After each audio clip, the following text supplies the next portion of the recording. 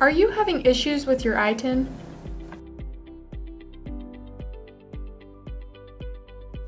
Let's answer your questions about ITIN. What should you do when your ITIN number is expired? Set up an appointment with us to renew your ITIN number. We expect you to bring either a passport or birth certificate paired with a valid ID. All documents that you bring to the appointment should be the physical or original copy.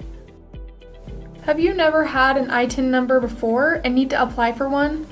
We must complete the application with your tax return. This is required by the IRS. Call our office to set up an appointment. Bring a hard copy of either a passport or birth certificate along with a valid ID, as well as any tax document for the year we are currently filing. Let's say you just mailed your ITIN application to the IRS. When should you expect to get your number back?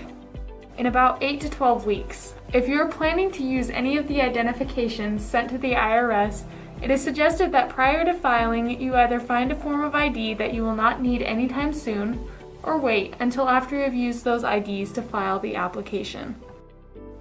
During the COVID-19 pandemic, the IRS has been taking longer than usual to process renewal and application requests. This can lead to delays when you send renewal and application requests to the IRS. What if you haven't filed your taxes in a few years? Will this affect your ITIN? After 3 years of not filing, your ITIN will expire and need to be renewed. What should you do if you receive a letter from the IRS that says your ITIN number will expire on the 1st of January? Schedule a time with us today to have your ITIN number renewed. Around the middle of the year, the IRS releases the ITIN numbers that will be expiring at the beginning of the next year. They send these notices to give you time to renew your ITIN number, because it will expire at the beginning of the next year. Have you filed your taxes and the IRS said your ITIN number was expired, and you are wondering why we didn't tell you? Due to the privacy acts by the IRS, the status of ITINs is not shared with anyone outside of the IRS. This does make it hard to know if your number is expired. However, we do know 2 ways your number can expire. First is if you don't file in 3 consecutive years, then your number will expire. Second, every few years, certain numbers expire, determined by the IRS. If your number is one of the chosen, they will send a letter to inform you. So, always check to see if you're receiving letters from the IRS.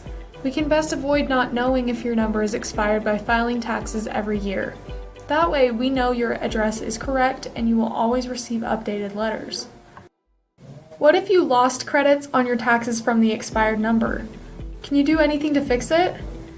Fortunately, the IRS is very understanding in these circumstances. They will generally allow us to renew the number after the fact, and then reprocess the original return with the renewed number. Set up an appointment with us as soon as possible, and get the refund you deserve.